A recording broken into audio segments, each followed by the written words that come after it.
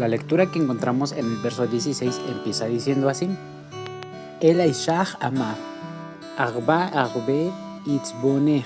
Esto se puede traducir de la siguiente manera: para la mujer dijo, grandemente multiplicaré tu dolor.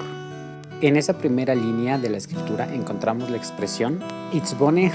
Esta palabra suele traducirse como dolor, trabajo o fatiga, aunque en un sentido más amplio también significa preocupación. Proviene de la raíz hebrea atzab, y esta al mismo tiempo proviene de la raíz hebrea getz. La raíz hebrea getz significa árbol, cuya característica a resaltar es la dureza de su madera. De esta misma raíz getz derivamos la expresión getzem, que es huesos, como la parte física dura del cuerpo humano. De esta manera la expresión akatzab significa un momento duro o difícil de afrontar, como algo que causa preocupación. La segunda línea del verso 16 dice: Be'eronech be'etzem teleti ba'anim. Y esto se traduce como: y en tu embarazo con dolor concebirás hijos. La primera expresión que encontramos en esta segunda línea es Be'eronech. Esta palabra proviene de una raíz hebrea que es ar, que significa literalmente montaña o un lugar elevado. Y de esta raíz proviene la expresión eron, que significa literalmente el vientre elevado. Cuando una mujer está embarazada, su vientre se eleva como una montaña. En esta segunda línea también encontramos la expresión be'etzeb, que debe entenderse como en dolor. En este punto podemos reflexionar que dentro de la naturaleza, todas las hembras de los animales tienen dolores cuando van a dar a luz a sus crías.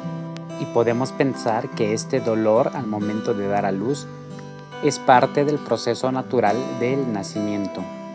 Pero respecto de los seres humanos, la Torá enseña que el Eterno multiplicó en gran manera los dolores para el nacimiento. Y este dolor va acompañado de una profunda aflicción para la madre. De cierta manera podemos pensar que este dolor o esta aflicción tiene el propósito de ser un recuerdo permanente del trabajo y la aflicción que tiene una madre para dar a luz a un hijo. Y esto será un vínculo fuerte entre ella y el pequeño. Entonces ella aprenderá el alto costo y el sufrimiento que conlleva el dar a luz a una nueva criatura. También es el recuerdo de su desobediencia a los mandamientos del Señor. Y con todo ello estará comprometida a instruir a su hijo a caminar en los mandamientos del Señor, pues de forma consciente sabe que desobedecer produce dolor. Y no solo dolor, sino un gran dolor. De acuerdo a esto, entendemos las palabras que encontramos en el libro de los Proverbios en el capítulo 1, en el verso 8. Shma bini musar abija, be'al tishtot Torah imcha. La traducción del texto es la siguiente: pon atención, hijo mío, a la corrección de tu padre, y no te alejes de la Torá de tu madre. En este pasaje encontramos una palabra que ya hemos analizado. Esta es la palabra musar, cuya raíz primaria es la expresión sar, que significa vivir bajo el reglamento o recibir una corrección. Este texto nos muestra que es responsabilidad del padre administrar la corrección hacia los hijos. Esto es, dar los consejos necesarios para que los hijos puedan vivir de acuerdo a las ordenanzas del Eterno.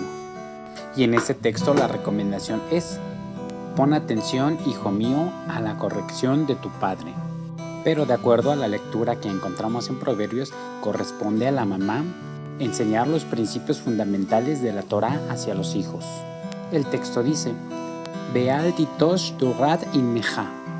La pregunta que deberíamos hacer en este caso es la siguiente: ¿cómo es posible que a la mujer se le dé el cargo de enseñar Torá hacia los hijos si fue ella quien rompió primeramente los mandamientos? De esto podemos aprender algo muy importante.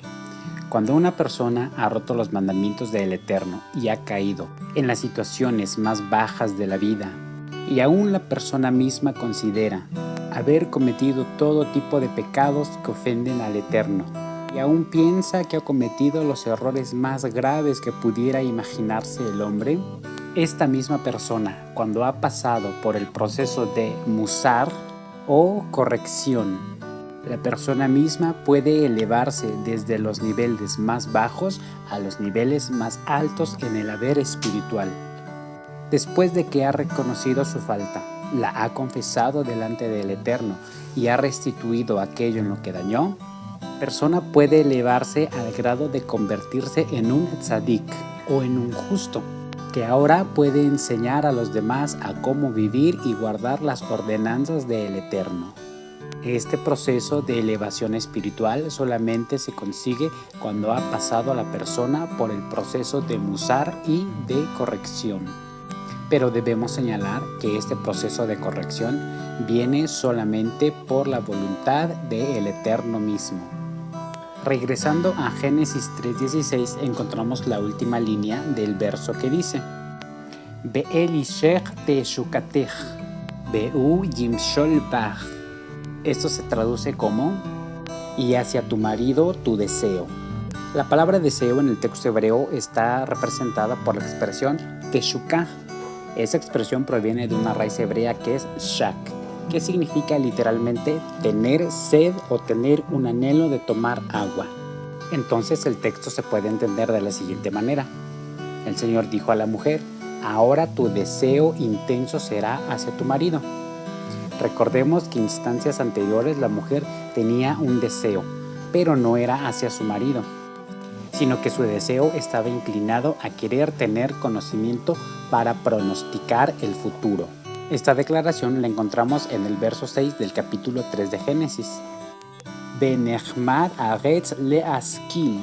Esto es, y ella deseó el árbol para pronosticar.